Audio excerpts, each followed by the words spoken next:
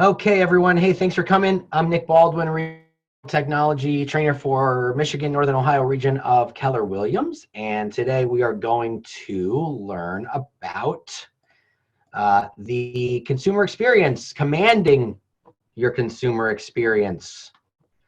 From consult to closing, we're going to learn a lot of good stuff about our technology and how you can better create a better, for lack of a better term, a better experience for people that you're working with, buyers, sellers.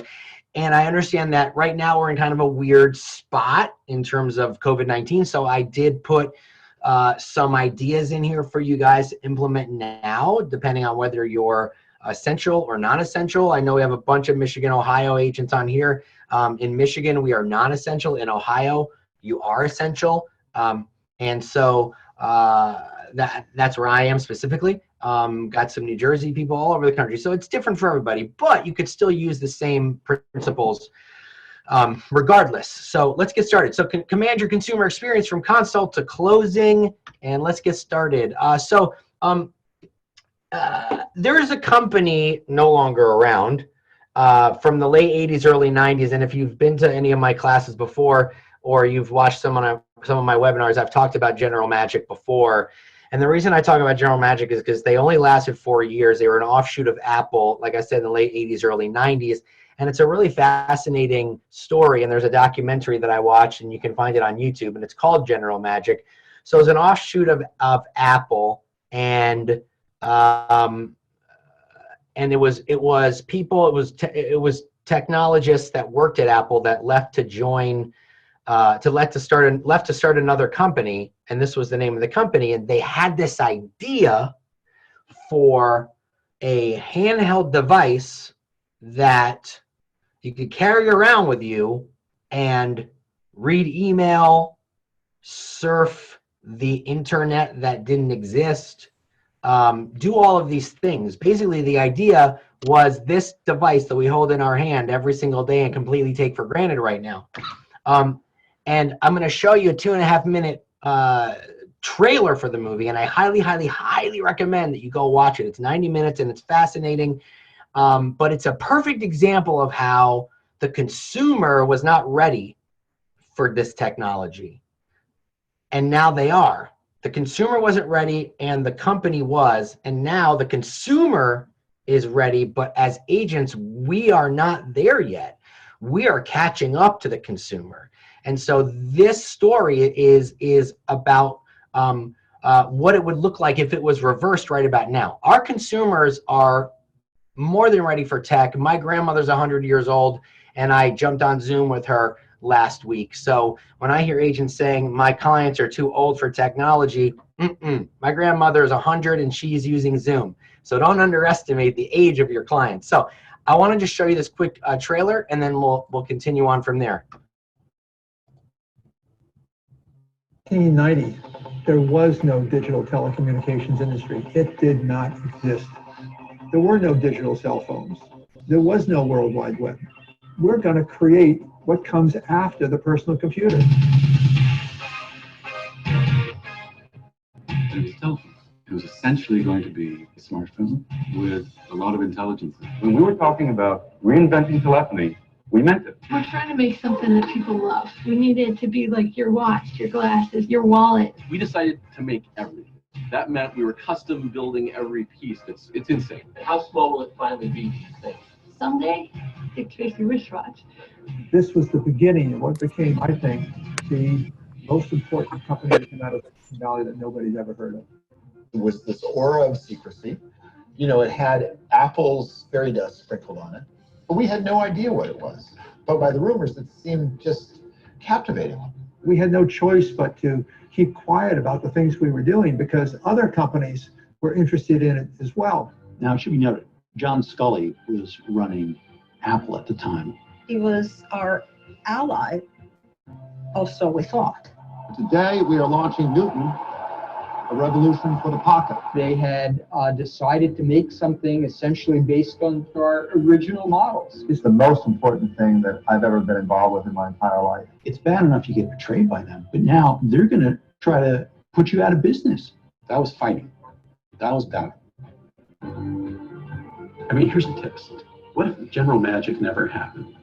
Would we have had Android? Not a chance. I mean, all these things were linked together, one after another. So much of what came out of General Magic is the foundation of everything we take for granted today. And so the question is, can we take these powerful tools and do something that really does help a lot of people? The reason you should care about the story of General Magic is because it involves something fundamental, and that is failure isn't the end. Failure is actually the beginning.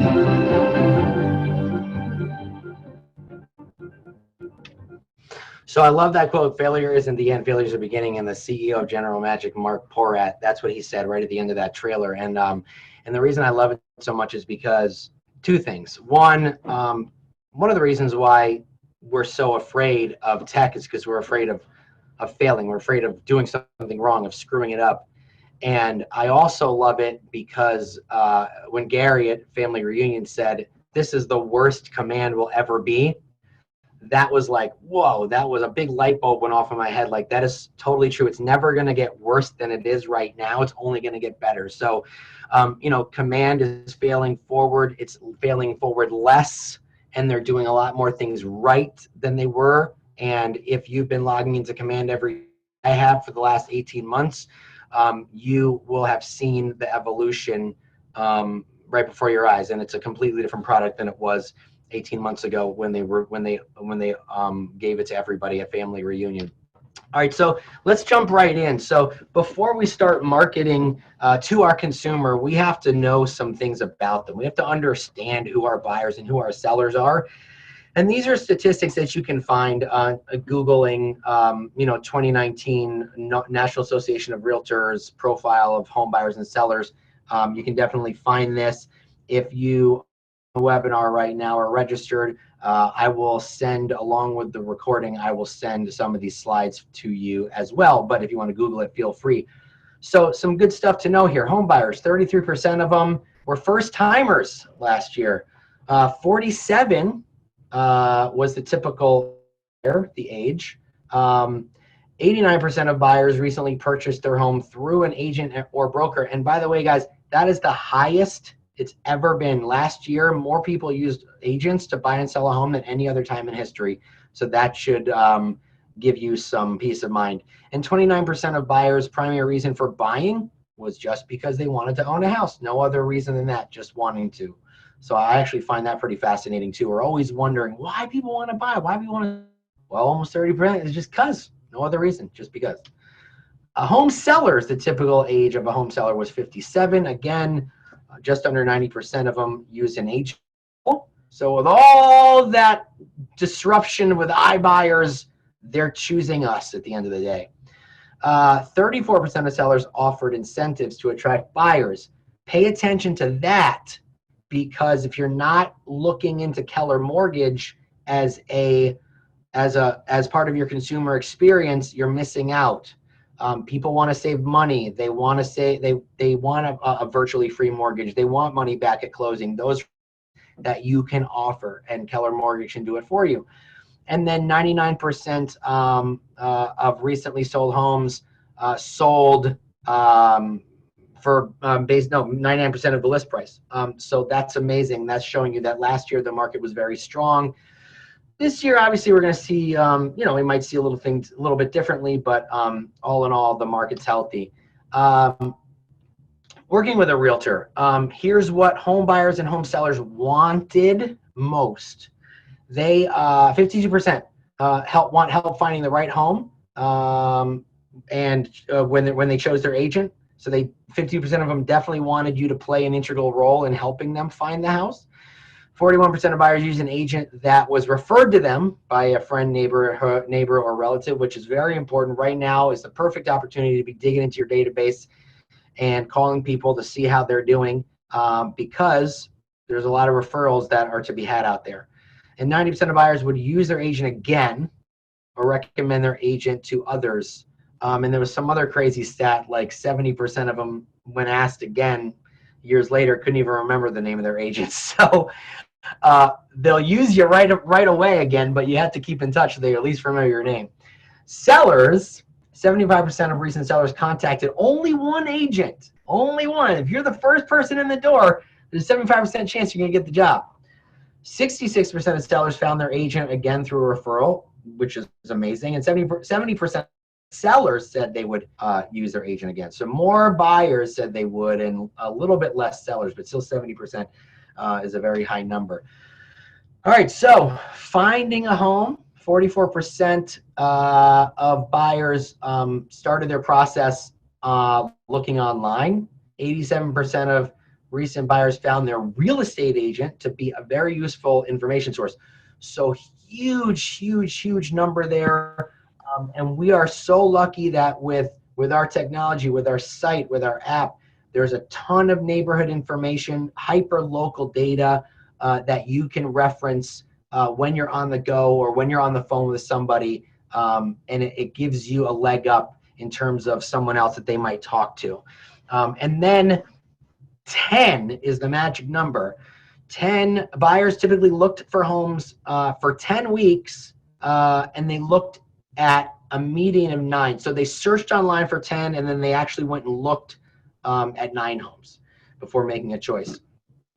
Aspiring buyers, 57% of non-owners believed it would be at least somewhat difficult to become a homeowner based on their current financial situation, and 78% of non-owners believe homeownership is a good financial decision. So 57% feel that they might not be able to, but 78% of them feel that it is a good investment, and 75% of non-owners believe that homeownership is definitely part of the American dream. So people want to own houses, and we got to help them get there. A lot of times people think they can't afford it, but with products like Keller Mortgage and Keller Covered and so on and so forth, we might be able to make it a reality with the money that they'll save that they could put towards a down payment.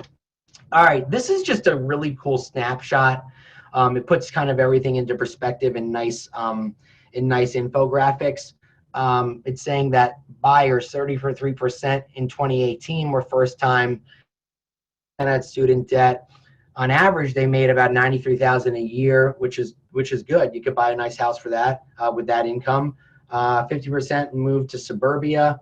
Mostly they bought single family homes.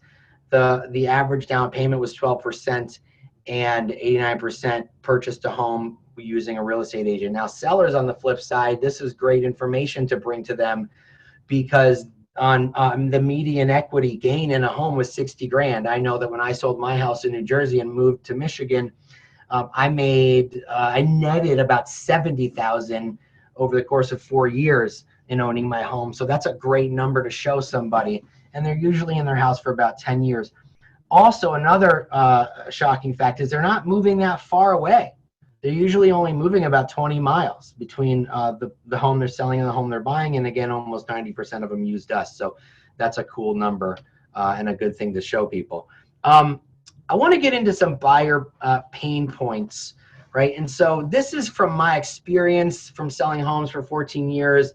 This is also some information I found online, and just from like talking to buyers and sellers throughout the years on what they didn't like about the process. Okay, they don't like getting placed on drip campaigns that have nothing to do with them, that are completely irrelevant. They also get very overwhelmed by sorting through lots of different listings, and that's why it's so important to have a buyer consultation to make sure that you're sending just the right homes for them. They feel like they might not have enough for a down payment. We have solutions for that. The communication from their agent is not so good, and we know that that is definitely a pain point. We are lucky to have buyer guides and seller guides that will keep their clients in the loop throughout the transaction. Hold on one second. What's up, buddy? I'm doing a class. I just want to sit down. You want to sit down? Okay. Daddy's doing a class. My 7-year-old's here. Just walked in. There's my iPad if you want it, dude. All right. Yeah, so there's confusion around the whole process. You know, lack of information. We can use our buyer guides and seller guides on our websites to keep people informed. They feel like there's not enough information being shared with them. And the experience seems to be very agent-centric. Like, they seem to feel like when they're searching on websites, they're seeing a lot of information about the agent. I sold this many homes, I'm number one, et cetera, et cetera, et cetera. They don't like that, and I'll get into more later about why our website and our tech are designed to be more consumer-centric. And that's the next slide. Great segue, Nick. Thank you so much. All right, so when you're looking online at national search portals like homes.com, realtor.com, Zillow, things like that. Hold on one second, guys. Here, bud. Here's the charger. Homes.com, realtor.com, and so on and so forth. You're going to notice something that is very similar. You're going to notice the home page basically looks the same no matter where you go. The only thing that's different is the logo. Let's go to the next slide. Compass, Zillow. I mean, Compass is a brokerage, right? All of these home sites look exactly the same except for the logos. And this is our site. So this is why our sites look the way they look, because those other companies did the heavy lifting for us. They figured out the way home search should be. They figured out the way the consumer wants to look at houses. So if there's anything that Zillow did right, was they spent billions of dollars on search, so we didn't have to do that. So let's give Zillow a round of applause for doing that. They helped us, and so I'm happy for that. And what we have found was, when we released this at Family Reunion, the information for our websites, the new websites, the speed of the websites are up by 24% over our previous websites. Engagement on our websites are up 10 times. Traffic on our websites are up 25 times, and average time on site is about 8.4 minutes. And can everyone just look at my beautiful diagram here and how artistic this is? I mean, I spent minutes building this slide, so I hope you appreciate the detail in it. So lots of good information there, because this came from this, and it's working.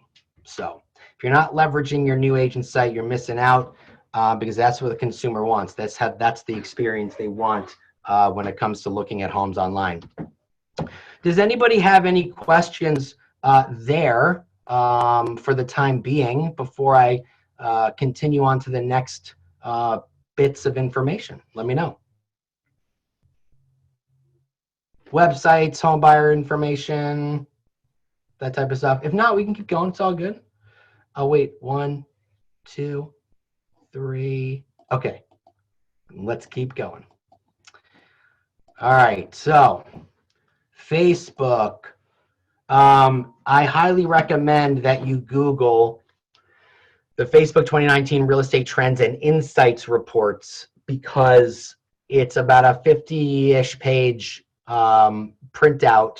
It's free, and it's the very first report that Facebook published about real estate trends on their website. And there's a lot of great information on there.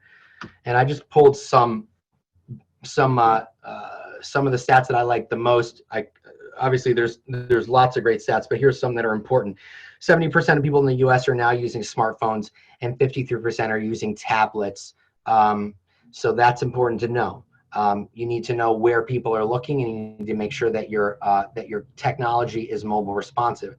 Almost 90% of spend with agents and brokers went online in 2019 in terms of marketing. And then video is the future. 83% of people are watching video on the internet, whether it be a phone, a tablet, on their computer, on their TVs, through a streaming box. It's all going online now. So just be aware of that. It's important stuff to know. And it's no longer a war on listings, right? It's no longer a war on who is syndicating my listings, where are they going? I want to take my listings off of Zillow, et cetera, et cetera. That war is over. We've lost as the agent, but it's a data war now, and we can still win. And so far we are winning, because it's really 1 against 4 at this point. It's Zillow versus KW, Nextdoor, Smarter Agent, and Google. And KW has partnered with Nextdoor to create neighborhoods on our search site and our app. We partnered with Google because we have Google Maps. Zillow has Apple Maps, and we acquired Smarter Agent to create our mobile applications. To create our mobile app, we acquired a company that that now we can build it ourselves. So it makes it a lot easier. So it's Zillow against these four big boys down here, and I think if we had it out on the playground, I'm pretty sure we would win. So Zillow better back up. All right. From the real estate trends report from Facebook and a few other sources, these are the three things that home buyers want, right? This is what real estate trends and insights reports have figured out over the course of the last year or so. Buyers want convenience. They want autonomy. They want personalization. Convenience being the ability to search online 24 hours a day, 7 days a week. They want to be in charge of their actual searches. The average home buyer spends nearly 14 hours a week on social media. And they say that they're also very influenced by online friends who are home buying or selling. 65% of them say they're very influenced. And so they're more inclined to make a purchase if they see friends and family doing that. And personalization, they're more inclined to make a purchase if they feel that the content is curated and personalized to them specifically. And so how is KW doing all of those things? But importantly, how are they personalizing the home search for our clients? Well, I'm glad you asked, because I'm going to tell you. Oops, wait a minute. Here we go. The consumer experience. This is just a nice, cool picture that I wanted to show you. In my opinion, if you're lead generating online, right? If you're going on Facebook and you're running ads, that's where your experience should start. It should start with the ad. And so here's three examples of some ads that I ran in the past that worked very well for us. So because see over here, Superior Homes Group. This one was about a neighborhood specifically, and I used a neighborhood page on my website to lead the consumer to. So it says, you're looking for a home in Clarkson, the Goodrich neighborhood may be great for you. It's got top-rated schools and it's close to shops and restaurants. Click more to explore. And so it led to a neighborhood page on my KW site for the Goodrich neighborhood. And so it's telling them exactly what they're going to get when they click through. And it's going to be data that they have never seen before. In the middle, Nick Baldwin, Keller Williams, NJ Metro Group, no homes for sale. This is showing them some information about our app and what they would get on their app. So the KW app is here. It offers a search experience like no other. Search by neighborhood, school district, and more while collaborating inside the app with friends and following the home buying guide all the way to close. Download it today. And as they swipe back and forth through the photos, they can see different images of the app and what it can do. And then over here on the other side, on the right-hand side, the Keller Williams app ad, Lake Orion is a sought-after neighborhood with lots to offer. You can see data that Zillow doesn't offer, like what locals say, student-teacher ratios, search by neighborhood, real estate's more than just a zip code.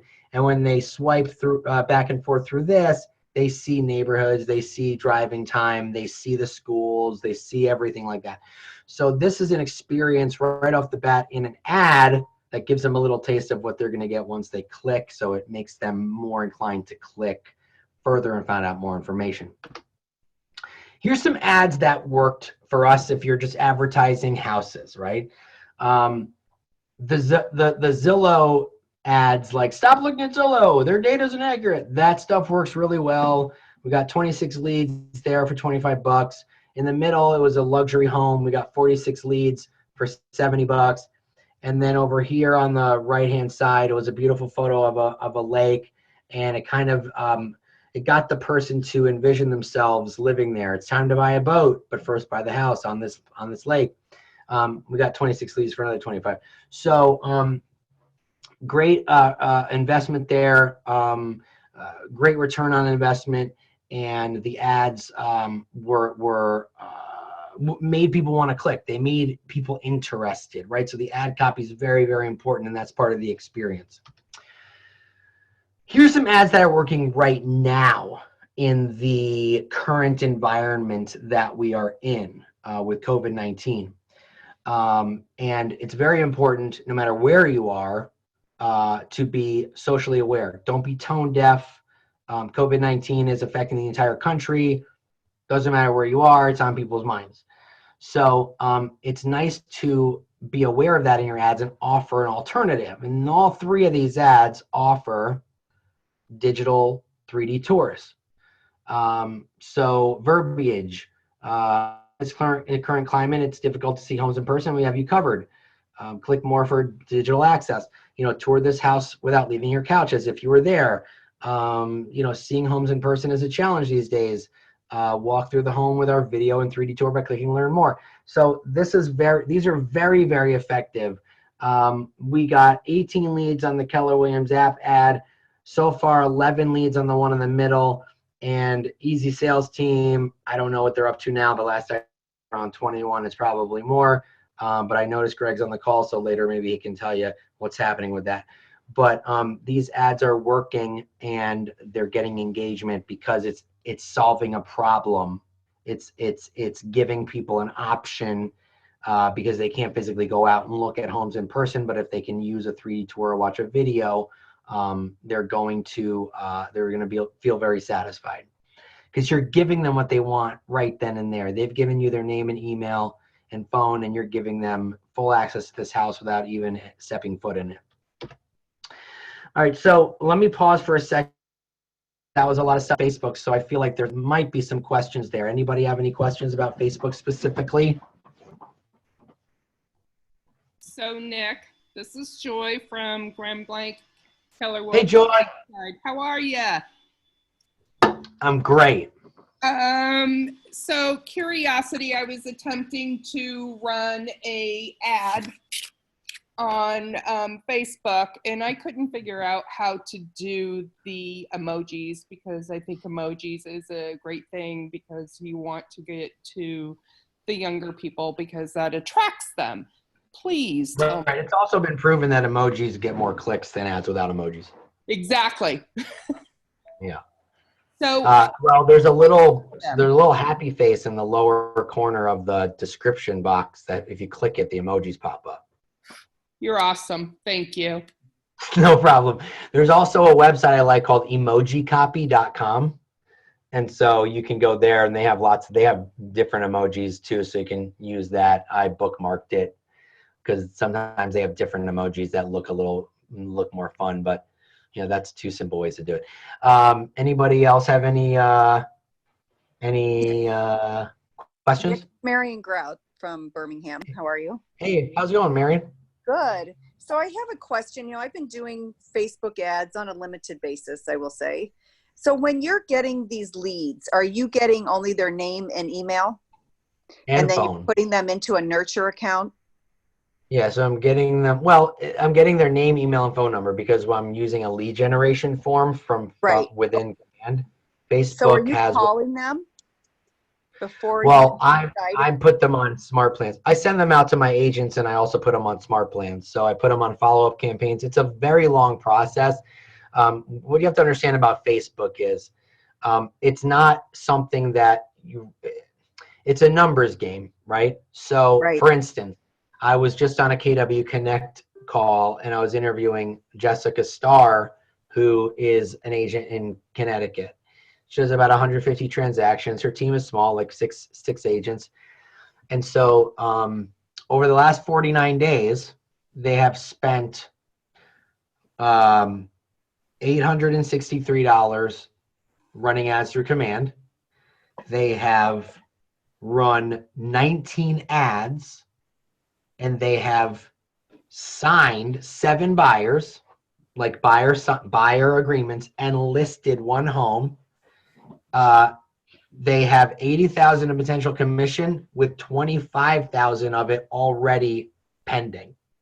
So $863 was probably Let me see, 863 divided by the average cost per lead in Keller Williams is $2 across the country. That was probably 430 leads, and 8 transactions came from it. 8 clients came from it. So it's a numbers game, right? But you have to look at it like this. She only spent $863 and already she's making $24,000 and has $80,000 in potential income. So you have to look at it like that. Like I see people saying, I ran an ad, I got 8 leads and 6 of the numbers were bogus. That's definitely not enough volume to throw in the towel, you know? And so, yes, that's a lot of leads coming in. And that's where you got to start leveraging smart plans. And if you go to YouTube and find my smart plans video, it's an hour and a half and it shows you all about how to use them and how to leverage the automation. And it definitely works. You know, if you're a single agent, you don't need a whole ISA team. You just need something that can help you send out text messages, because most people are gonna they're not gonna answer their phone anyway. And also what some agents are saying now more than ever, their contact rate is much higher because everyone's home, and their conversation rate is longer because people want to have discussions with grown-ups. I have my 7-year-old over here, especially if they have little children.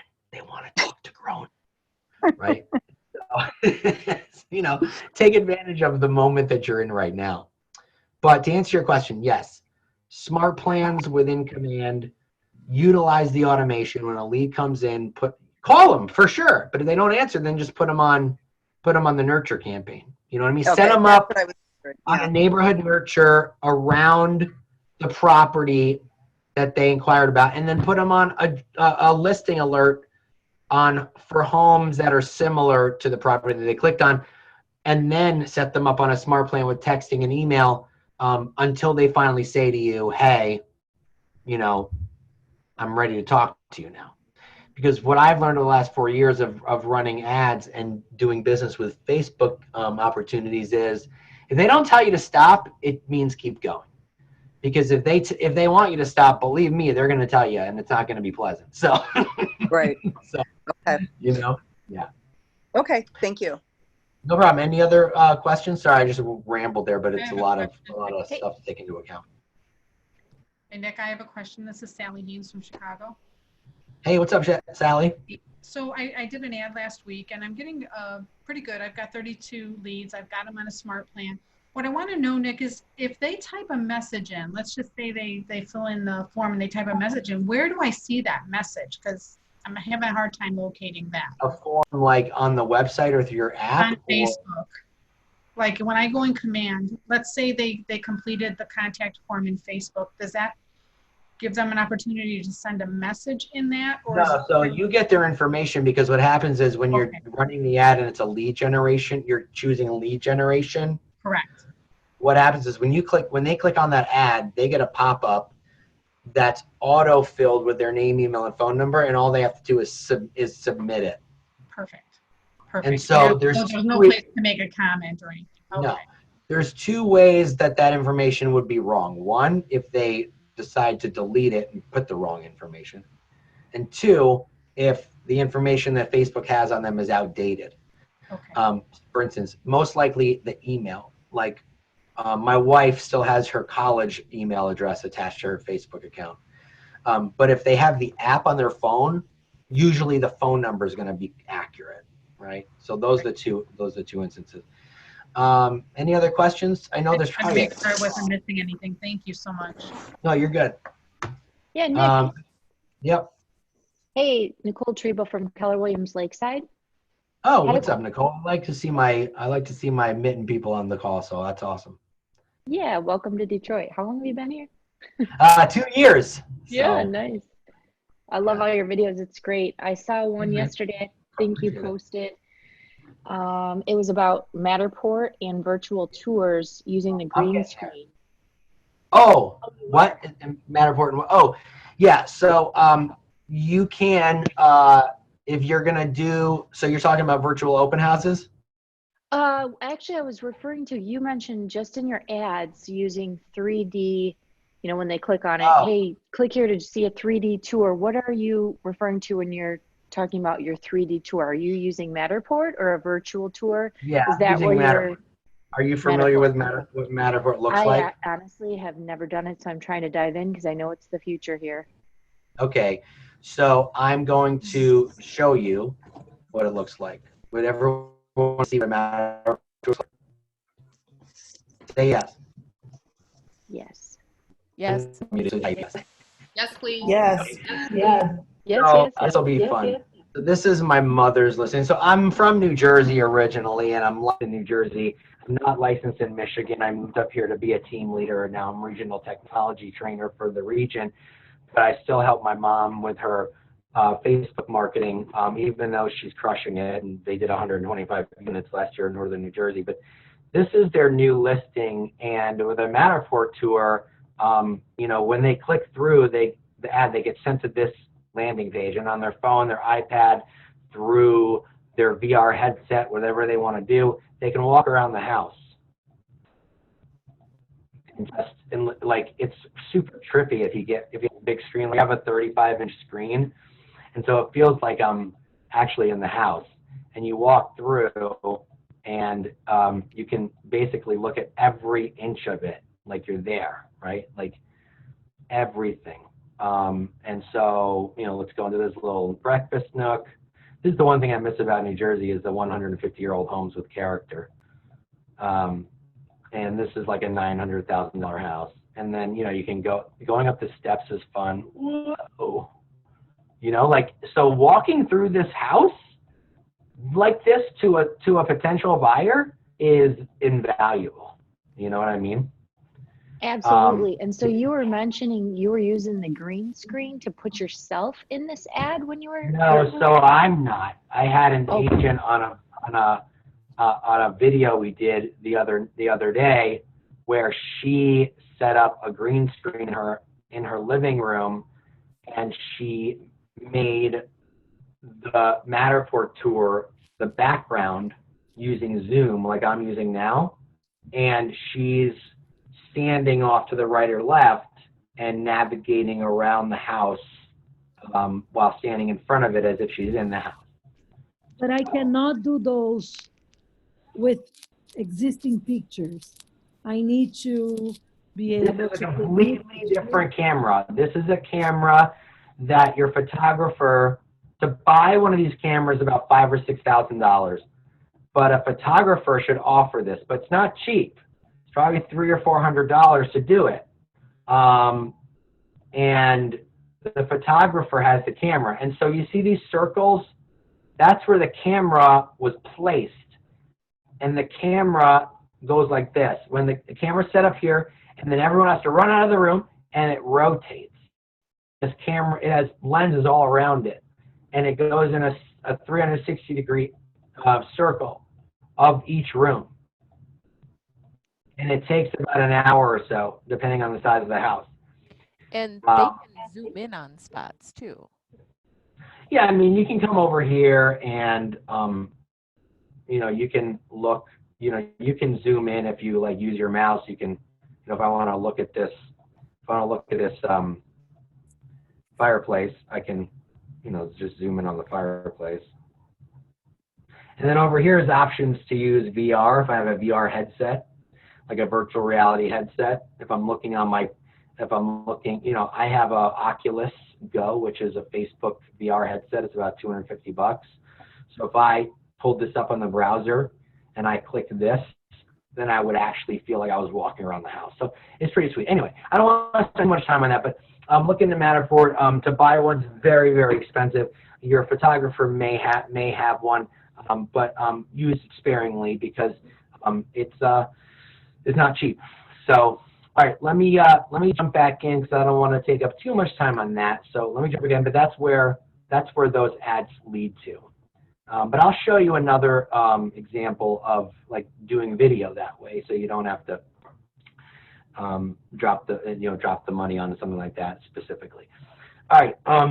So if you're not muted, just go ahead and mute yourself. I forgot to mute everybody all at once. But We were talking about Nick, I have Nextdoor. two quick questions. Okay, sure, go ahead. Cindy Schulte, two quick questions. One, you just explained about the Matterport with someone standing up to the side, essentially like they're there. Do you have a sample listing that you can provide us a link so we can take a look at that? I don't, but I can tell you her name. And I think Okay, you cool. go to the Facebook page, you'll see it. I'll type it in the chat.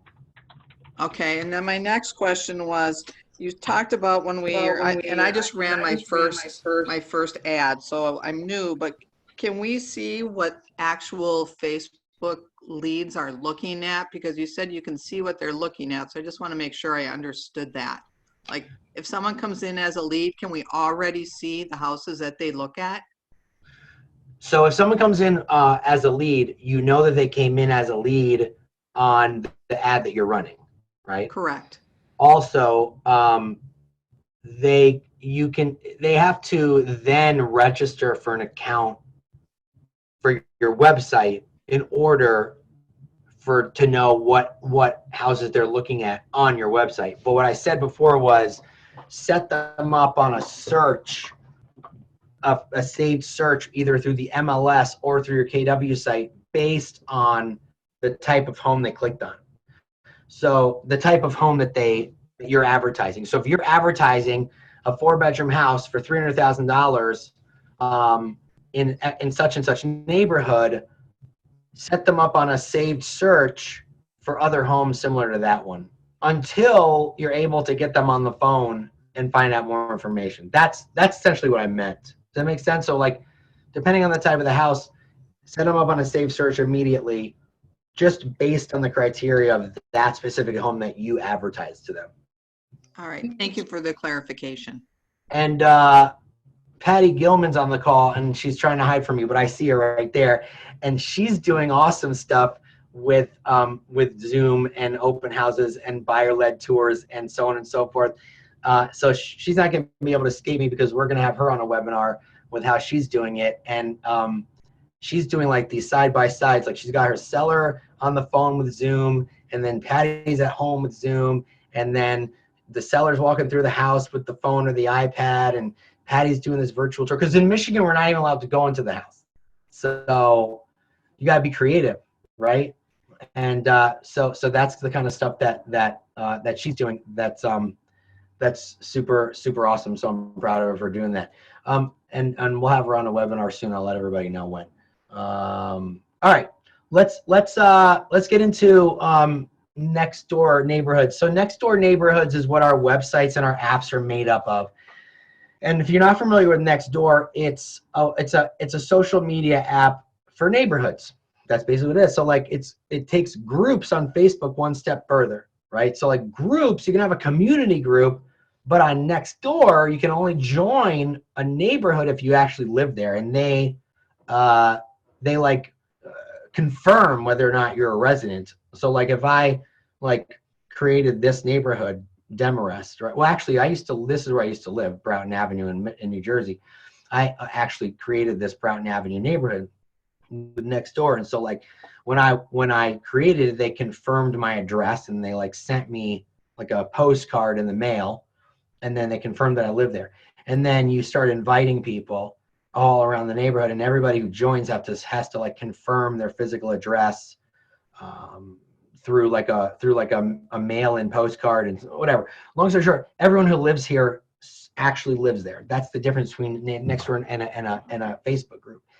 And so the great thing about having this as part of our search criteria is that people don't want to just live in a zip code, right? Like they don't want to just live in 48348 Independence Township. They want to live in a certain part of 48348. Maybe they want to live in Walden Creek, they want to live at Pine Knob. Maybe they want to live, whatever the case may be. You can now set them up on listing alerts based on neighborhoods. Someone says, hey, I want my kid to go to this school, which is the Demarest school. So I'm going to set them up on listing alerts for Broughton Avenue and Demarest, because this is the Demarest school district. This L shape, these two neighborhoods make up a school district right here. And so I would send them listings for these 2 neighborhoods. And that's what's so cool about having Nextdoor as part of our search criteria, because we're taking the search one step deeper than just a zip code. And that's all anyone's used to until now. So that's what I'm talking about, data, right? Here's another part about data. Our partnership with Google is so amazing because we use Google Maps. Because we use Google Maps, we can search by a landmark, right? So if I have a client that says, I want my kid to go to Pine Knob Elementary because he has special needs and the student-teacher ratio is just the right amount for him. So I would type in Pine Knob Elementary on my website. Oops, hold on a second, guys, sorry. I would type in Pine Knob Elementary on my website. I'm going to show you. Everybody's websites and app has this ability now to search for a specific landmark. Give me 1 second.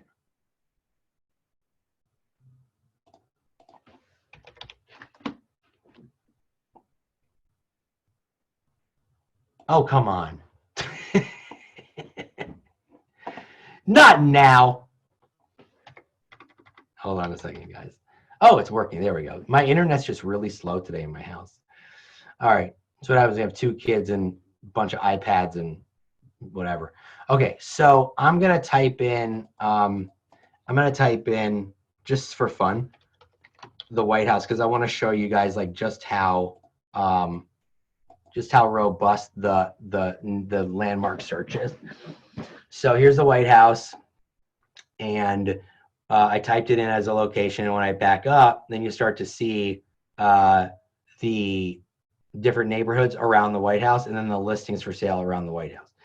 And when you click on the map and you change over to satellite, it's Google Maps, it's Google Earth with IDX laid on top of it. And this is a search experience that nobody else has. Zillow doesn't have it, Realtor doesn't have it, and they won't have it because we have an exclusive partnership with Google and Google Maps and Google Earth. And they use Apple Maps. And so hey, Nick, I have a question. I saw when you were looking for the website, it's not a regular Bia Siminovich or whatever it is, KW. There is buying Montgomery, buying something. No, it's my website, buyingmontclair.kw.com. It's my website. Okay, can I link? Yeah, you can link. Okay. Yeah. So if you have, abcrealty.com, yeah, you just link it to your KW site. I just haven't done that. You just buy a domain through GoDaddy and link it. Okay, So no, don't I worry have the about that. domain. That's why I'm asking. Yeah. Okay. You just link the domain together. All right. So if we have someone that wants to, live near the school, like I told you, they want to send their kids to Pine Knob Elementary. Then I search for Pine Knob Elementary, and then here's Pine Knob Elementary. And if I zoom out, then the neighborhoods will populate. Let me just put on this map real quick.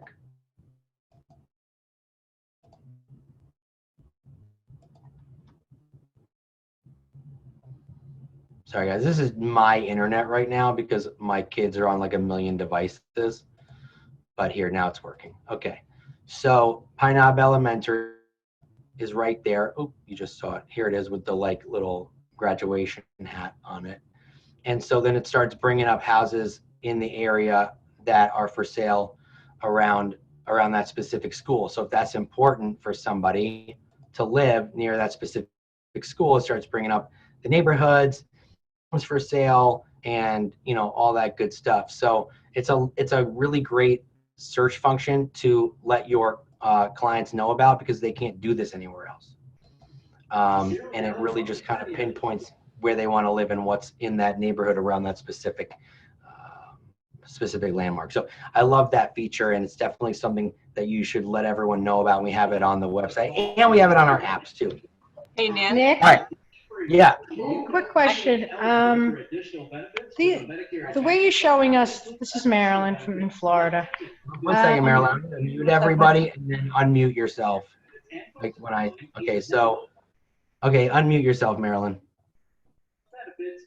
Okay. These are the way you're showing. Hey, whoever is not muted, can you just mute yourself? Thank you. I'm just going to have to go down the list and see who it is. Oh, they did it. Okay, wait. Go ahead, Marilyn. Okay, these are the way you're explaining the features that we, how we can use, how the app. Yeah. Okay, is there I wish there was a video, a short clip video that we can send to a consumer or a friend or when we share the app. For them, I don't think it's fair that they have to figure these great features out. I mean, no, they don't figure it out. Believe me, the consumer is much smarter than we give them credit. The app functions exactly like every other app, like every other search app out there. Yeah, but do they know that they can search for schools through a school? No. Well, you can send it to them and say, hey, I just want you to know, by the way, you can search for this. You can search for a school, or you can search for a landmark. You know what I mean? This is conversations that we can have with our sellers and buyers too. So don't leave it to technology to do everything for them. Like if you said, hey, here's my new app. By the way, watch this video before you use it. I think that would not be effective. I think that you can say, hey, here's my new app. By the way, I just want you to know, in case you don't find it, you can search by landmark. You can search by school. So type in basically any location you're interested in and it'll pop up. Otherwise, it just works just like every other app, searching for a specific property, searching for a town, searching for a neighborhood. But it's a conversation that you can have around that. Because I can honestly tell you, if you have to say, here's my app and here's a video on how to use it, that's going to turn them off. Well, not teaching them, not saying how this is how you use it, but these special unique features that Zillow doesn't have. Yeah, just have a conversation around it. Like let them know, because I've sent it to clients and they go, why should I use this? I go, I'm going to tell you. It has much more information than Zillow. You can look and explore neighborhoods. You can explore homes around certain landmarks. You can explore this, that, and the other. They go, oh, that's cool. And then they just start figuring it out. Right, okay. The consumer is very savvy. 95% of people look online for homes and they're using some sort of app. And they're pretty tech savvy. And most of them have iPhones. And when iPhone gets a big update, most of the features they just figure out by mistake, just by clicking buttons. So I would just have a little short conversation with it around them and understand that they do know a lot more than we give them credit for knowing. So I wouldn't worry about that, honestly. Hey, Nick. So yeah. Hey, you know what, guys? Let me get through this next portion, and then I'll stop again, and we'll do some more questions. So I just want to get through this next portion. So hold on to that thought or jot it down. I'm going to go into smart plans, and then when I'm done with smart plans, then we'll get into the other questions that you guys have. So when you're running these ads that I was showing you before, or you're just wanting to keep in touch with current and past clients, we have smart plans for that. And you can put your current clients on a touch plan that is essentially 19 to 22 touches a year with 4 simple smart plans. A monthly neighborhood nurture, this is for past clients. A monthly nurture, which is a monthly market report with information around their specific neighborhood. So it's important to have their physical address, but if you sold them a house, you know their physical address. And then a quarterly call plan, which reminds you to call them every 90 days. Happy birthday and home anniversary. So this monthly neighborhood nurture is 12 touches. Quarterly call plan is 4. Happy birthday is 2 to 4 touches, depending on which touches you decide to use. I usually just use the birthday card and then I send them a text message, or I'll pick up the phone and call. But there's 4 touches in there if you want to use all 4. And then a home anniversary is a card and then a phone call. So that equals about 20 to 22 touches a year, just with one 2, 3, 4 smart plans. And it's very, very effective.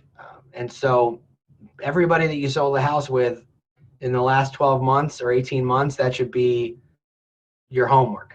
You know, make sure you have their address, make sure you have their birthday, and make sure you know when they closed on their home. Because when you enter that into their contact card and you set up Twilio, which is the texting app, you'll be able to get some of these plans in motion and keep in touch with people while humanizing it through automation at the same time. So smart plans are easy to create and customize as well. You don't have to use the ones that are in the smart plan library. These are pre-made for you, but you can edit them. You can edit text messages and birthdays and so on and so forth. But you can also build your own. And I've got a whole video on smart plans on my YouTube page. It's about 90 minutes, and it talks about from start to finish how you do it.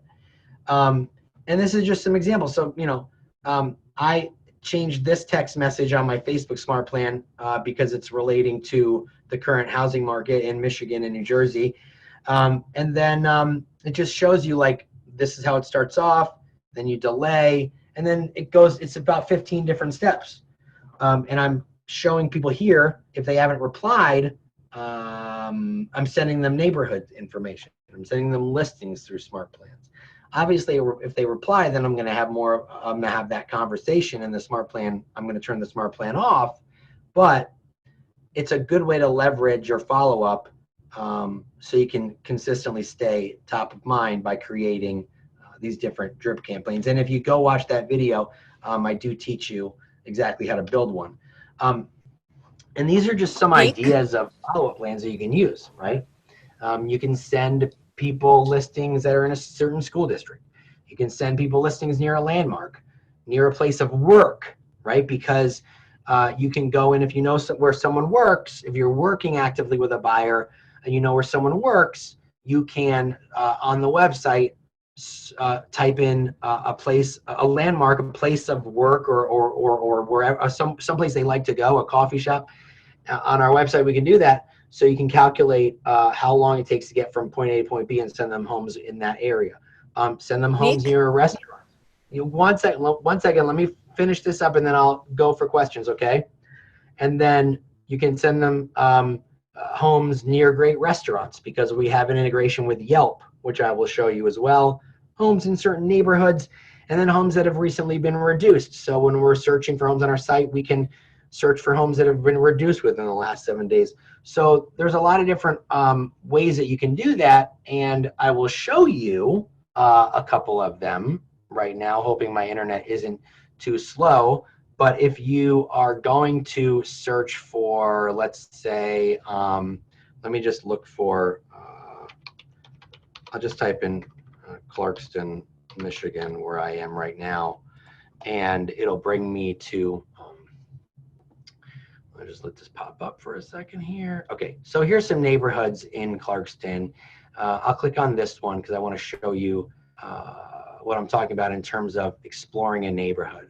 Okay, so if people want to explore a neighborhood, they can calculate how long it takes to get to certain places.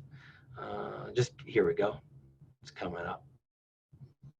Okay, so when they scroll down, let me delete these.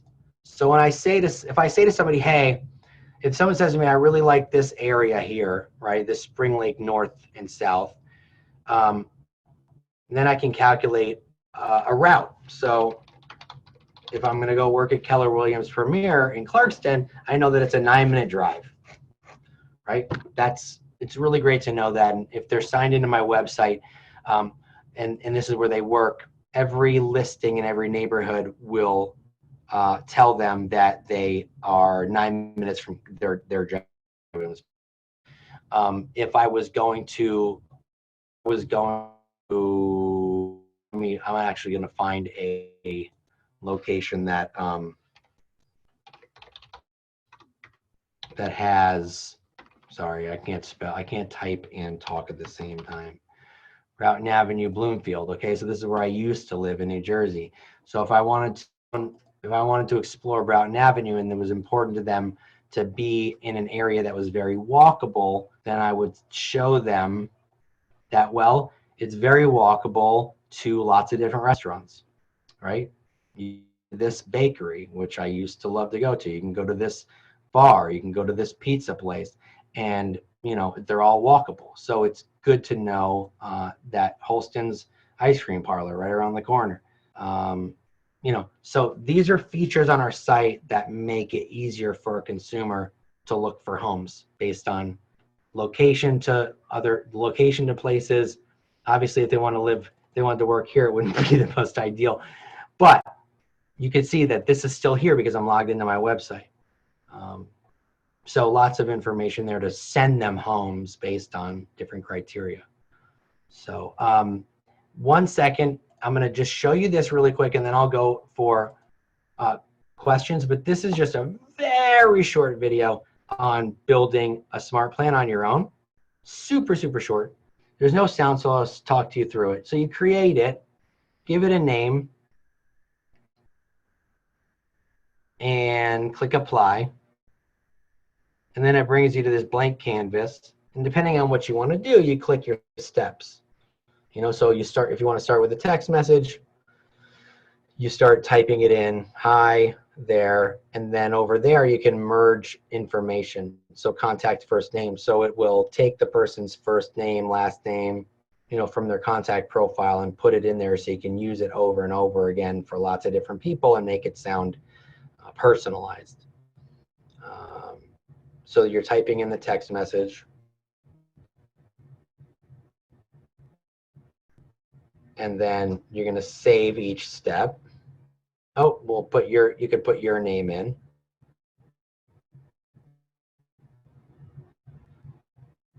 And then you can save each step. And then you're going to set a delay for however many days, up to 30 at a time.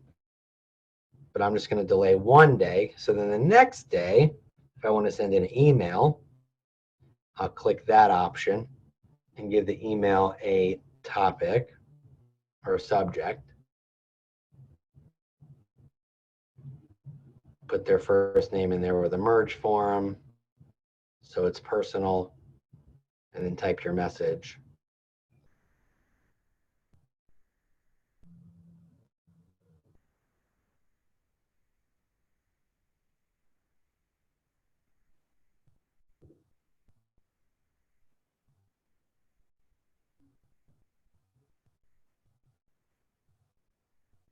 So what I can do is when I send out the replay, I can also send you a link to my Facebook Smart Plan so you guys can copy and paste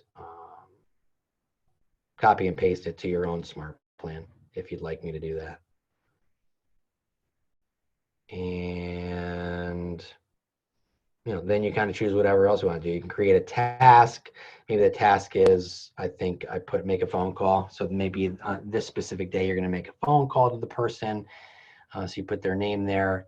And then in the task description, you're just going to kind of put, you know, why you're calling them, right? So you remember the reason for it.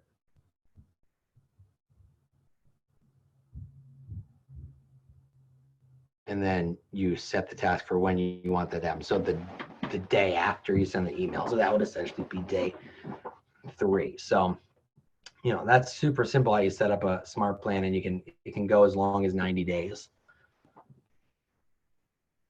And then you save it, and then you just assign it to whoever you want to assign it to as the leads come in. So I know we had some questions, so let's jump in there and chat about that. Who had some questions for me? Hey, Nick. This is Wendy with Keller Williams in Hattiesburg, Mississippi. Hey, how are you, Wendy? Good. We have a brand new market center here. We just opened up in January, and then congratulations. Thanks. It's really exciting, but I've been trying to do smart plans. I'm running into issues with Nextdoor, with the boundaries of neighborhoods not being where the neighborhood actually is. Can we correct that in any way? So are you saying not being in where the neighborhood is in what sense? They're not matching up to Nextdoor, or it's not? It's going The past that into other areas. So you're saying the neighborhood on Nextdoor doesn't match the neighborhood on the website? Correct. So if I were to take my neighborhood, there's over 200 homes in it, but it combines my neighborhood with several other ones around it, which makes it over 1,000 homes then. And I just want to do my neighborhood. No, my question is, if you go to Nextdoor, does your neighborhood on Nextdoor look the same as the neighborhood on the website? No. Does that make sense? It's much bigger. Okay, so that's a technical support issue. So I would contact, if you're in Mississippi, you most likely have a regional tech trainer for your region. So I would contact them or contact support through command, because that looks like a technical issue. That's not something I could necessarily help you with. So do that first. Sure. Because it looks like the mapping is off in some way, shape, or form. Does anyone have questions about anything that we just went over just now? Yes, Nick, this is Paula in Miami Beach. Hey, Paula, what's up? Hey, dear, just a quick question. Do you suggest creating a smart plan that it's email only for those leads whose phone number is incorrect? Yeah, if the phone number is incorrect, definitely. Yeah. 100%. Awesome, Can I give you a little life hack? Sure. With that? Okay. This is only for iPhone users or iPad. If you don't have an iPad or an Android iPhone, here. oh, then go get an iPhone, because what I'm going to tell you is going to make you want to go get one. If the phone number is wrong and you take the email address and put it into iPhone as a text and the email address turns blue, that means they have iMessage and that's the email that's attached to it and you can text them. Gonna go buy an iPhone, thank you. I can't tell you how many times that's worked where I have an incorrect phone number, but then I take the email address and I put it into the iPhone as a text and it turns blue and I'm texting them because that's their iMessage email address and it comes through their phone just like a text message. And so, it's kind of amazing. If you don't if you have an iPad, you can do it. If you have a MacBook, you can do it. Yeah, have those two so I can work through that. Thanks. Oh, you can do it. You can do it on your iPad. You don't need an iPhone. You can do it on your iPad. Hey, Nick, all right. Mary Beth from New Jersey. Quick question. On the app, does the app only pull up active listings or under contract and closed as well? Yeah, it pulls pending. Pending, but not closed. It does pull, I believe it does pull any property, any address. It'll, but I don't think it doesn't show it. I don't know. You know what? That's a good question. I'm gonna give me an address of something and I'll check. 28 Carriage Hill Drive in Colts Neck, New Jersey. What is it? 28 what? Carriage Hill Drive in Colts Neck. 2 words. Carriage Hill Drive? Yeah, Carriage. Hill Drive, Colts Neck is 2 words. No, so it doesn't pull the property, but it does locate the property through the landmark search, but it doesn't show the sold. It just shows if something's pending. Okay, okay, great, thanks. But on your neighborhood nurture, it may be different. It might show the sold. So, all right, let me move it on. Before you go, can I ask you a question, Nick? Sure. Hi, my name is Michelle. I'm in Southfield. I'm from Keller Williams' home in Farmington Hills. Oh, yeah. I hope I have some home teams on here. Well, you're all that we need, so go for it. Okay. Well, I just have a question about Twilio. I signed up for Twilio just yesterday, and I'm getting a message saying that I have a past due, send an SMS to my client, but I can't figure out how to send it to her. Okay, so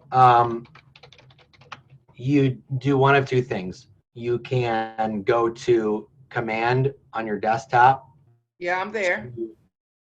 To the client's profile and reply through there by clicking on that text message that she replied with, or go to command on your phone to the client's profile and Oh, click on the text message and reply okay. there. Okay, So thank you. yeah, it's pretty, it's very simple. Just like click on the actual text message that they sent you. Yeah, And then, it and gives then me the due date, but it doesn't give me the opportunity to send it.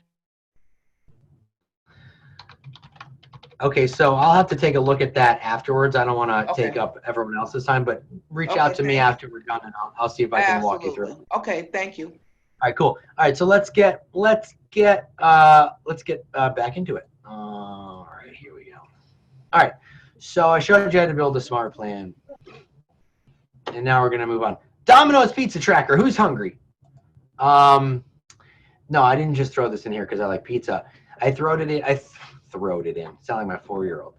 Daddy, I throwed you the ball. I threw it in because this is how Josh Team, the president of Keller Williams, compares our home buyer and seller guide to Domino's Pizza Tracker. And every company, not every company, but a lot of companies have Domino's Pizza Trackers. Amazon, I mean, it's not a Domino's Pizza Tracker, but it's a tracker. Amazon tells you when your order shipped, out for delivery, and arriving. And then when it arrives, they take a picture and send it to your app. Domino's tells you when your order was placed, when they're making it, when they put it in the oven, when it comes out of the oven, and when it's on the road. So why couldn't our sellers and buyers, where they are in the home buying process, without us having to call them, right? And so like Josh says,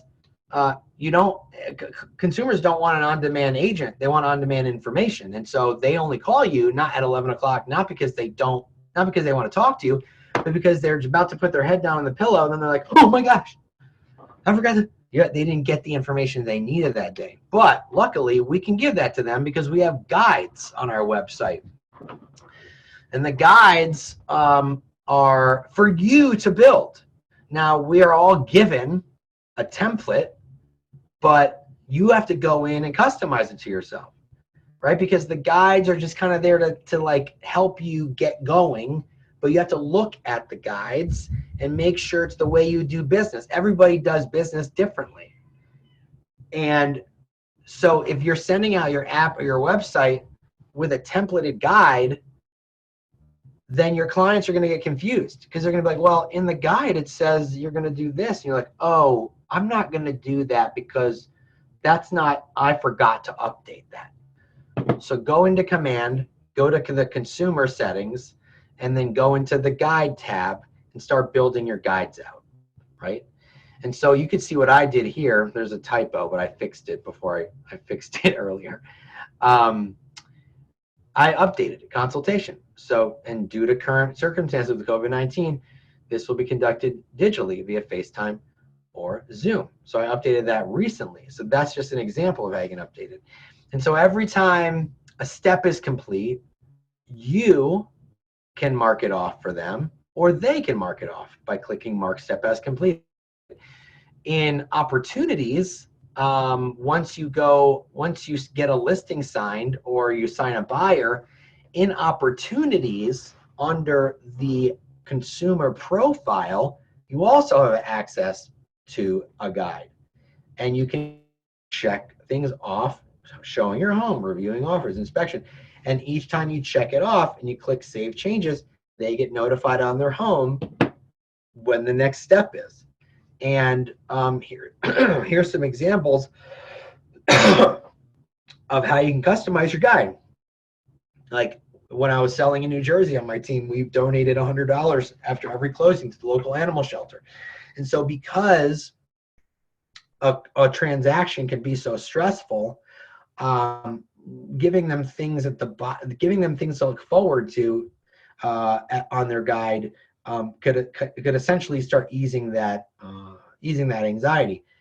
And so like when you close on the home and then you donate that money and you click that you donated the money and they get that notification on their phone, they're like, oh, they donated $100 to the animals. That's so cute.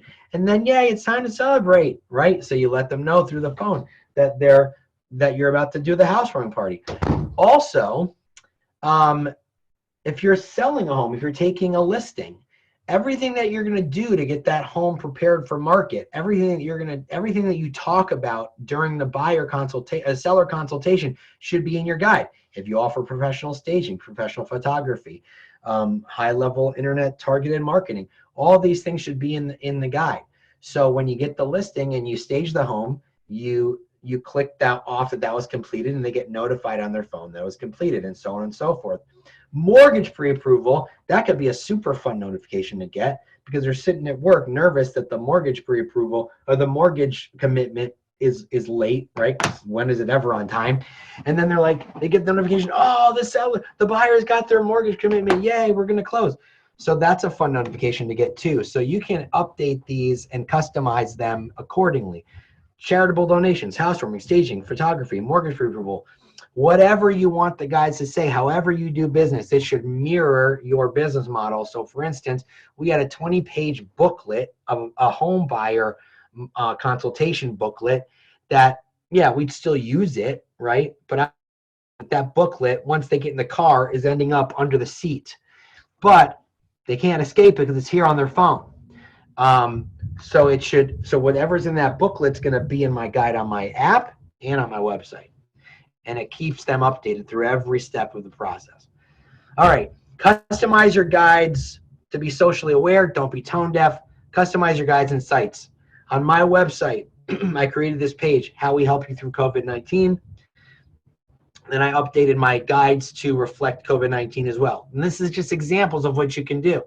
So here, consultations through FaceTime and Zoom, seeing homes. In the age of COVID-19, we can also arrange FaceTime and Zoom showings in order to keep you and your family even more safe during this time.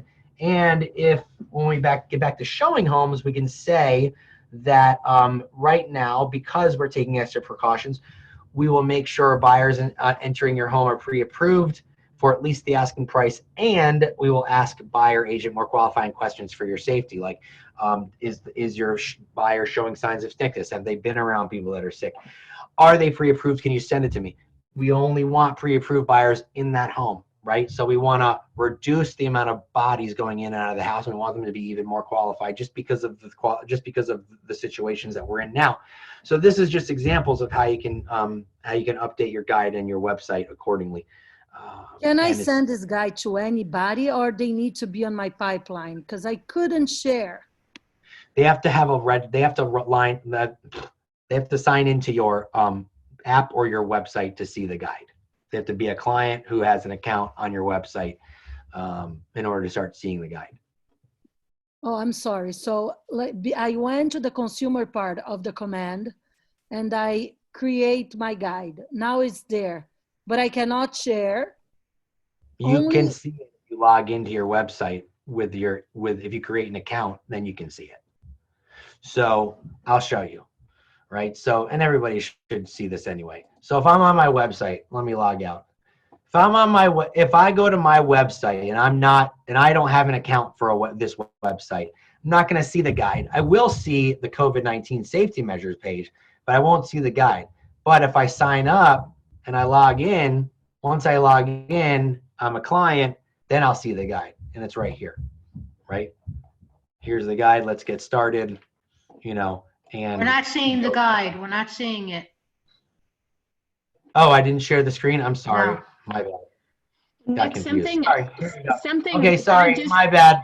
I'm doing it again. Here we go. Let me just do this really quickly. If you're not registered or logged in to the consumer app or the consumer website, you won't see it as a consumer.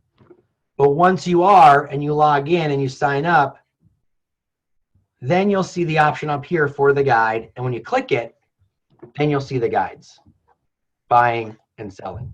And you can get started by clicking this and then going through the different processes. So then you need to tell your clients that they should register on your website and your app because they have information. 100%, because if you're actively working with someone and they haven't signed in, or like, hey, when you download my app, make sure you set up an account. Or if you log into my website, make sure you set up an account, because that's the only way they'll be able to go through. Now, if you're working with this person, that's not a hard conversation to have. Just be like, hey, sign up for my website. I want to say that coming soon in the guides are going to be videos. You're going to be able to make videos. You're going to be able to add photos. So you're going to be able to say, not only with words, but with a video, hey, it's me, Nick. And in the consultation, I'm going to ask you questions about this, that, and the other. Oh, the home search. Here's what happens. Blah, blah, blah, blah, blah. So you're going to be able to have videos. So that's going to be super cool too, because they'll be able to see videos of you and get to know you a little bit better, you know, even when you're not with them. So they have to have an account, have to log in to your site in order to see your guide. So. And it's pre-populated. It's already there, so you don't have to create it. That's something I just learned. Yes, but you should edit it accordingly to how you do business. Right. So they give you a template, but edit the template and create your own, and add steps, take steps away, add more verbiage, because what I was showing you here was the things that I added. An animal shelter donation, right? Celebrate a housewarming. I added staging and professional photography and online marketing to my seller guide. You know, I updated my consultation guide to reflect COVID-19. So yes, 100% edit it and be familiar with it and add your own touches. And you edit it through command, correct? Edit it through command through the consumer settings under guide. And if you don't want to edit it and you think it looks great the way it is, fine, then leave it the way it is. Just familiarize yourself with what it says, because if you're not familiar with what it says, your client's going to be like, but on the guide, and you're like, oh, I didn't read it, right? So just be familiar with it. All right, let me move on to some great features, and I touched on a couple of them before. These are our Yelp and Netflix style features. Yelp, we have a Yelp integration on every single page for a neighborhood. We have a Yelp integration. And what I love about it is it tells the consumer everything that's around there: restaurants, grocery, nightlife, cafes, shopping, fitness. And then the Netflix feature at the bottom of every neighborhood page are neighborhoods similar to the one that they're looking at on your site, that our website feels they would also be interested in. So they can click each one of these and continue to go down this rabbit hole of neighborhoods. And KW has done tests on this. They have found that the consumer looking at a neighborhood page versus looking at a zip code will spend 30 seconds on the zip code page and almost an hour on the neighborhoods, because there's so much information. They keep clicking. So it's a huge value adding, and that's why we're seeing the average time on our websites are almost 9 minutes, which, by the way, in the age of social media and cell phones and alerts, is almost a lifetime.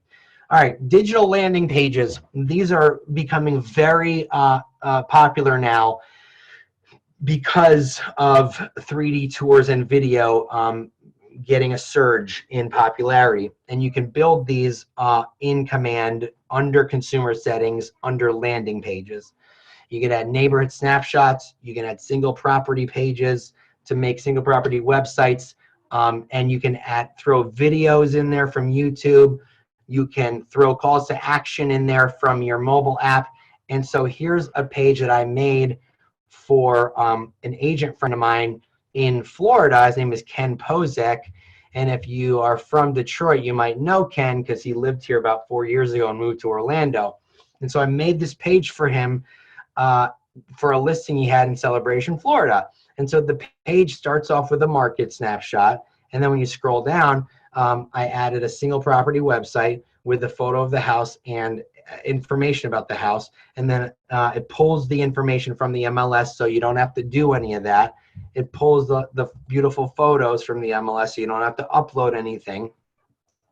And then I just threw in a video from YouTube on the page as well, because in the ad it advertises get a video walkthrough when you click more, And so the video is about, 10 minutes long. It's Ken taking you through the house, showing it to you. And then down here, you've got some calls to action to download your app. And then if you want more information on this home, please leave me a note. So it's a cool page that you could build out in like literally 5 minutes. I have the video on my YouTube page. And the video is called, how to build a digital open house landing page. It's about a 10-minute video, and it's just drag and drop. It's very, very, very easy to do, and the video explains every single step. This is just another example. I showed you this ad earlier on about what an ad like that should look for if you're advertising, a 3D tour or a digital tour of a house with a video. All right. Oh, bum, bum, bum. Guys, huge update coming to our apps and our websites on April 28th, give or take a couple days. So around April 28th. KW is pivoting your technology to adapt you even further. Now on your app and on your sites, your clients will be able to not only schedule a property showing, but a video tour led by you of the home. So if they can't physically go see it or don't want to because they're nervous about COVID-19, they can schedule the video tour, and then the next page, they'll be asked to select a day and time and choose live video, and then select the preferred video platform of their choice. Zoom, FaceTime, Google Hangouts, Messenger, Google Duo, WhatsApp, whatever it is, right? And then all you have to do is connect with them on that platform at the day and time that they want to see the house, and you're guiding them through the house with your phone or your iPad.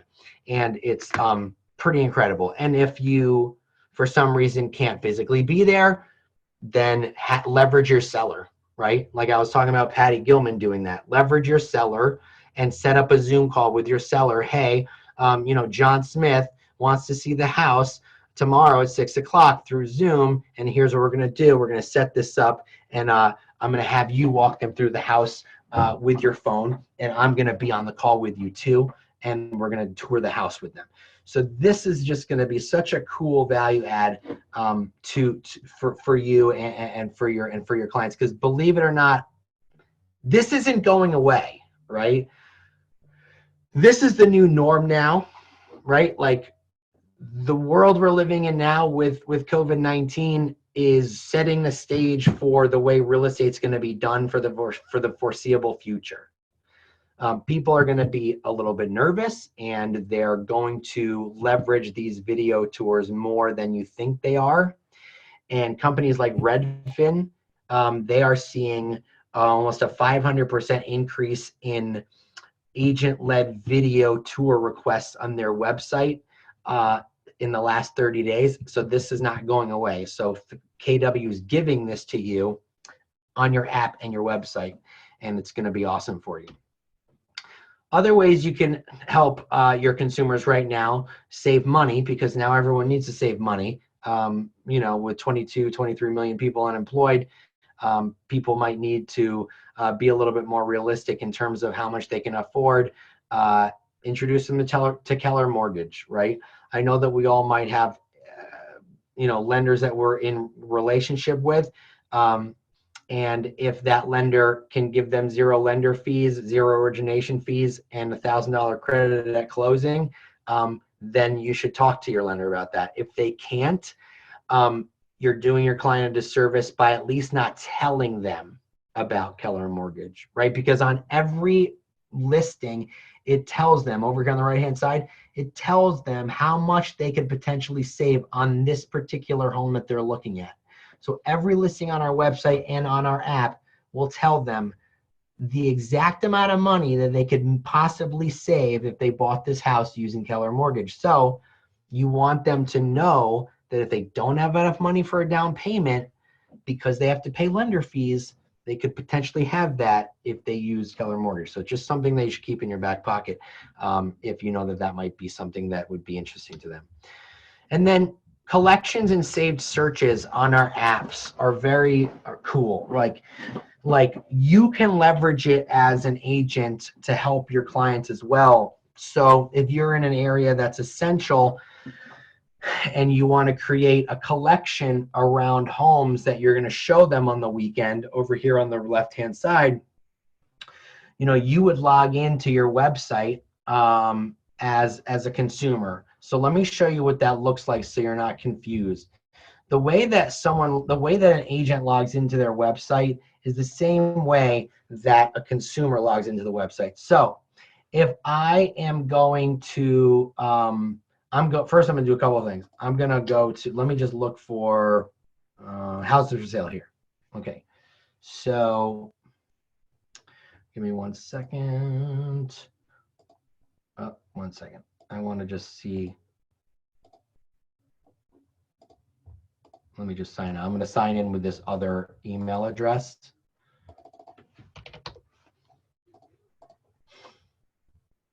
Okay, so this should work.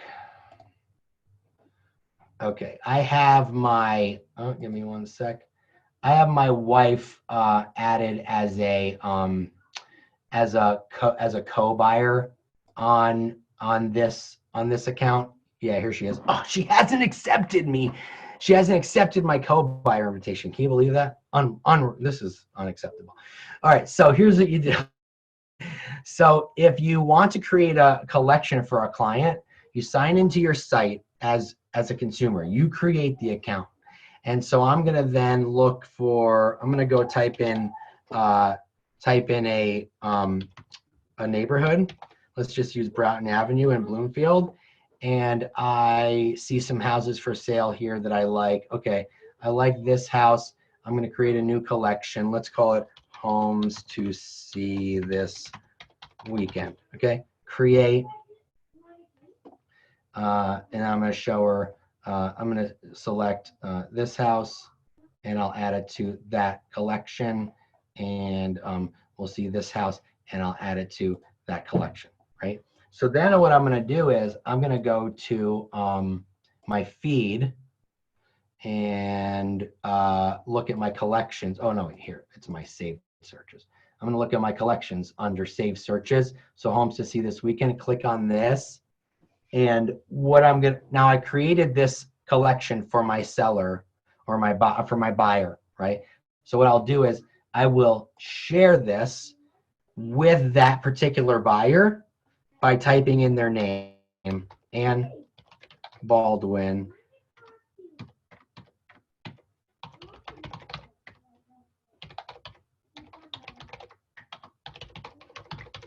And I'm going to add her as a co-buyer, right? So Ann Baldwin is my client. I'm the realtor, and I just created a collection of 3 homes that I'm going to show her this weekend, and I shared that collection with her. And so now that collection shows up in her app once she accepts my invitation to be a co-buyer. And so what happens is when we go out that weekend and she opens up her app, she's going to have the list of homes that I've created for her right there in her phone, and we won't need to walk around with all this, like all these listing pieces of paper.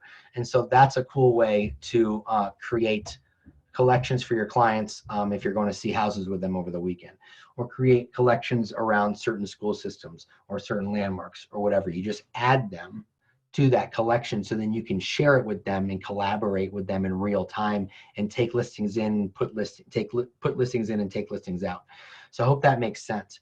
When they open it up, they can then see a map on their phone of where these homes are. So we'll start here, we'll go up here, and then we'll come down here and we'll go see this house. You can also create save searches around specific neighborhoods. So if you save a search around a neighborhood called Walnut Creek and they view it, it will open up on their app or on their desktop to that specific neighborhood. So lots of cool things you can do within the app and the website to stay in better contact with your clients and keep them on alerts that they're most interested in. The app is going to start evolving, guys. It's just at the tip of the iceberg, and it's going to be called the Home DNA, and that's the artificial intelligence that our app is going to be powered by. And the Home DNA is basically like, think about Netflix. When you sign on to Netflix, it tells you you're not, based on other shows that you've watched, this is a 93% match. And that's because it knows your viewing habits. Now, with our technology on our phone, what's going to happen is your clients are going to start clicking different homes of a certain price point in a certain area that have certain features, and the app's going to start recognizing what your clients like, and therefore not only show them homes that are new on the market, but show them homes that are new on the market that they're most likely to buy because of their search habits. And that's called the home DNA. And so other ways that your clients will be able to do this is the AI is going to be able to read a room, and it will know what the room is based on what the picture looks like. So if there's a bed, most likely the AI is going to recognize it as a bedroom. If there's a toilet, it'll recognize it as a bathroom. And if it's not a bathroom, then that's just plain weird.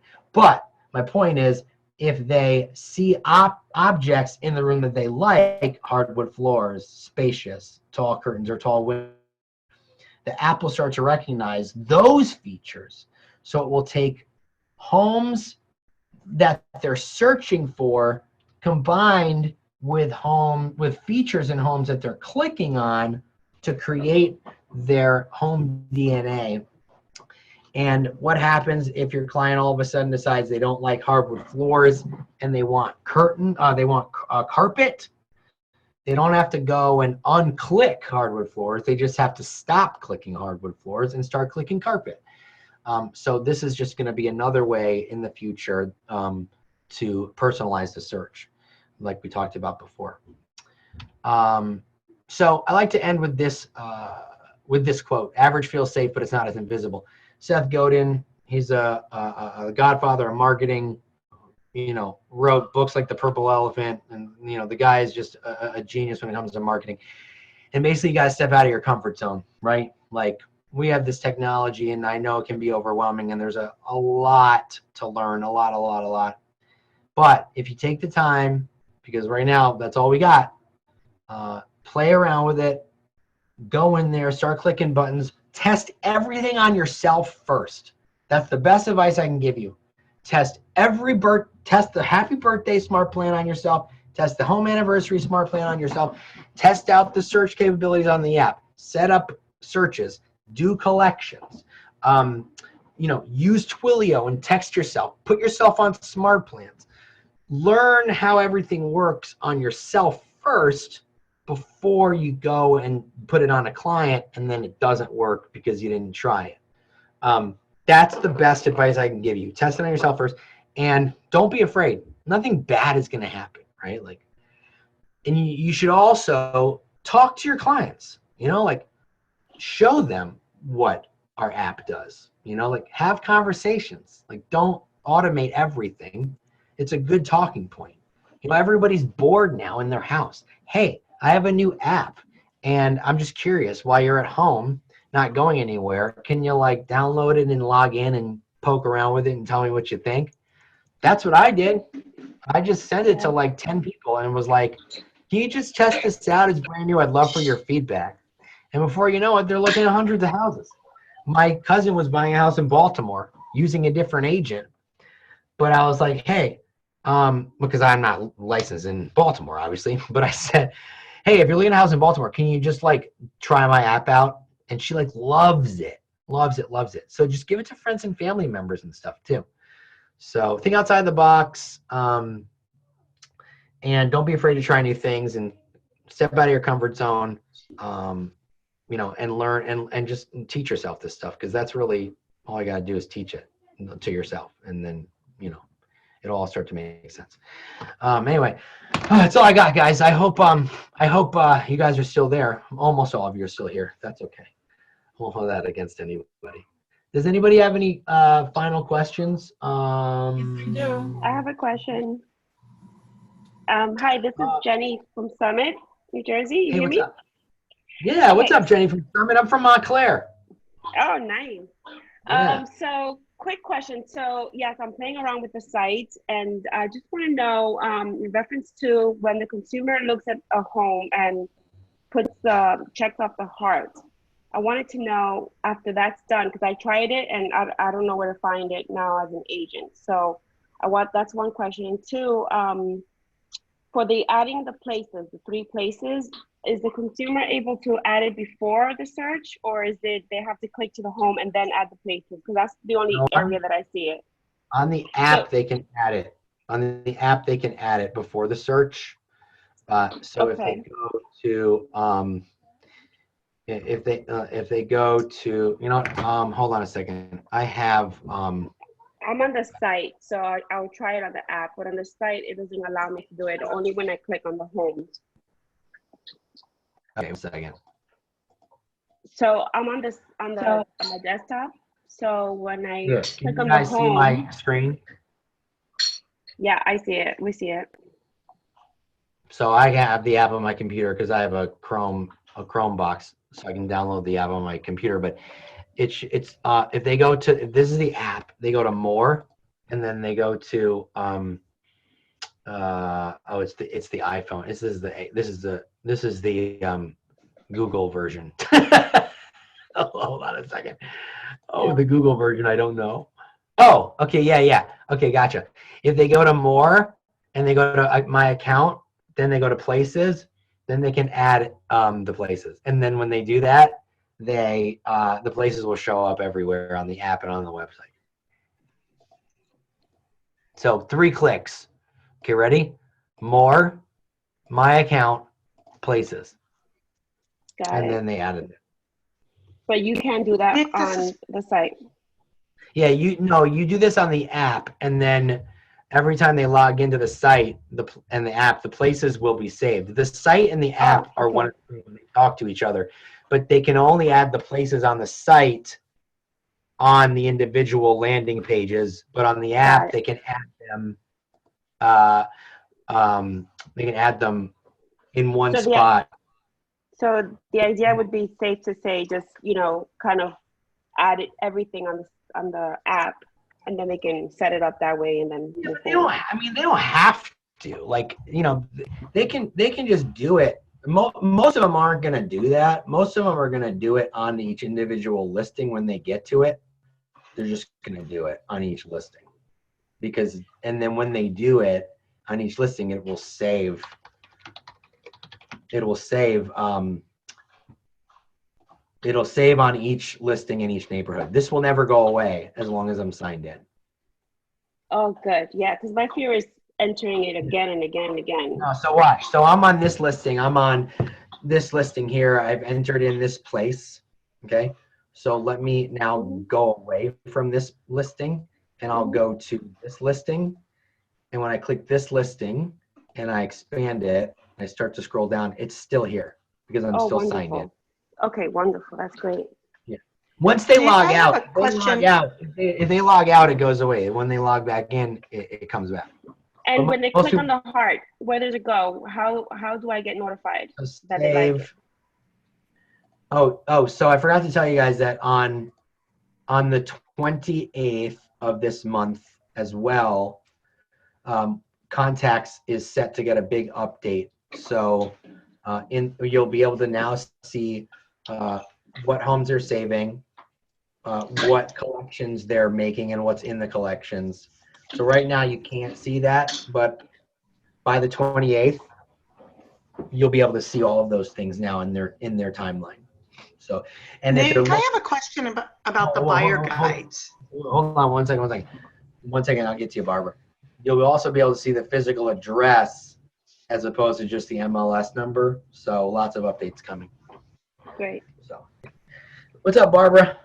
Hey, quick question for you. On the buyer guides, I right now use the KCM Keeping Current Matters, their quarterly buyer and seller guides, which are great. Is there a way to just insert a PDF or a link in there instead of having to, use the format that they have?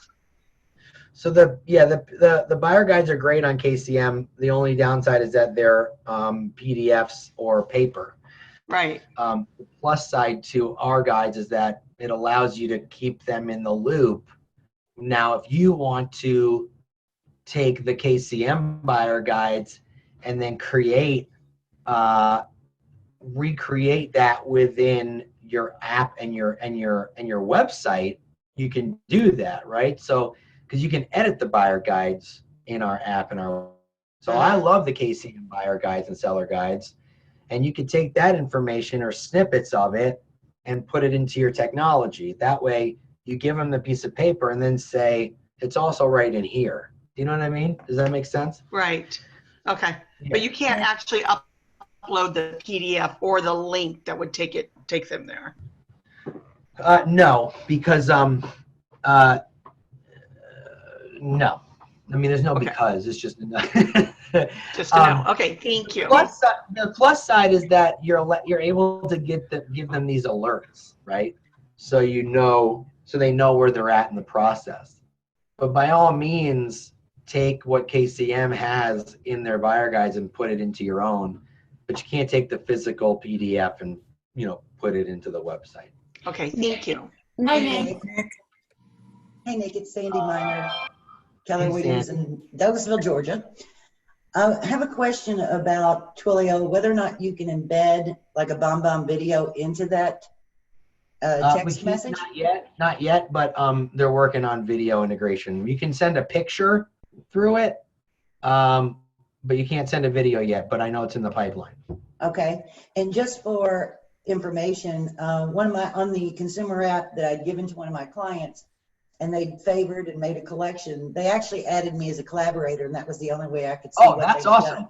So Yeah, that's worked. another way. That's another way to do it too. Like, but in the next week, by the 28th, hopefully, if everything stays on track, they won't need to do that. But in the meantime, if your buyers add you as a collaborator to their collections, then you can see all of them. Yeah, Lexi Bailey, who I know you know, thought of that one for us. She's my assistant, so it worked out well. Yeah, that's a good workaround for the time being. Yeah. But you won't need to do that by the 28th, hopefully, if everything goes as planned. But yeah, It's a good workaround.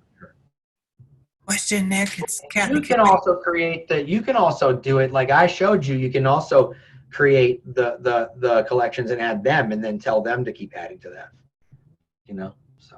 Hi, Nick. Can I ask a question? Sure. Who is it? Oh, this is Marisha. I'm in Miami. Okay, I have two questions. The first one is, if you do a selection of houses you're going to show to your buyers, like you showed us. Yeah. And they have not downloaded the application, can you email it to them in a way that, I don't know, how can you email it to them? If they the app?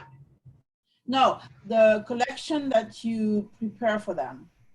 So if they don't have the app and you share it, they will get the email and get prompted to download the app once the email comes in. There is a way to send it by email. Yeah, well, they get notified in an email that you added them as a collaborator. So then when they get that email, there'll be a button there, and they click it, and it tells them that they need to get the app to see the collection. And also on your website on your phone, if they go to your mobile site, there's also a prompt that tells them to either download or open the app as well.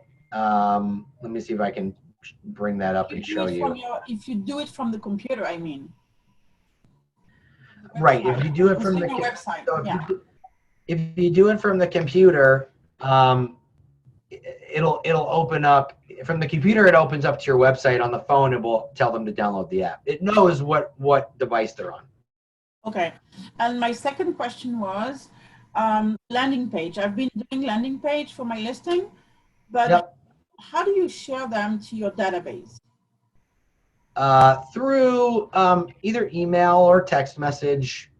I would say email is your best bet to share a landing page. Why would you share your landing page? I'm sorry. To your database for your listing. Oh, like if you get if you want to make a single property, if you want to make a single property website and you have clients that you think might like it. Yes. How do you send that? Yes. So you create an email in Smart Plans, and then you save it, and then you add whoever you want to that specific Smart Plan and bulk email it out. That's the only way, huh? Well, that's the way every CRM does it. So you have to, if you want to do a bulk email, you create the email, you write it first, and then you add whoever you want to that specific email. So you create a smart That's how plan. that's how every CRM follow-up does it that way. That's how every CRM typically does it. Yeah, it's pretty simple to do. You just write it and then you add the context to it. Okay, thank you. Question, Nick. It's Kathy Kilbane from Hudson, Ohio. I love. Hey, what's up?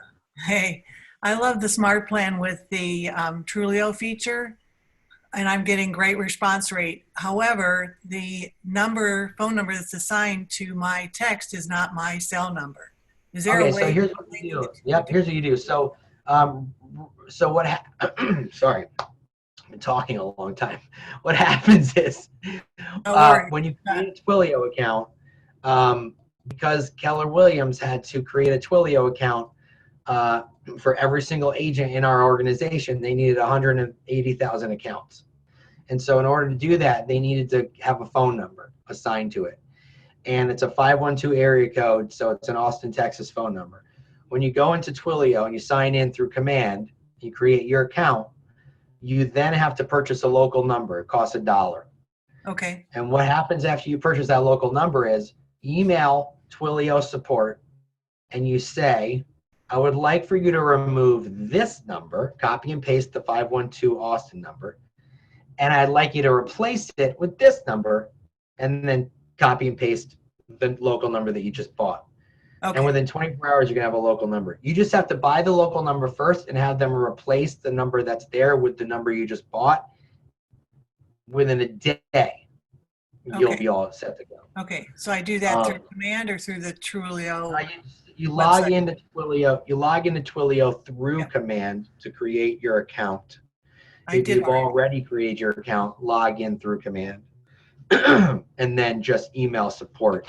They're very, very quick, and they know who we are and they know how to do it very quickly. And by the way, I'm posting my YouTube channel link in the chat because I've got a smart plan video.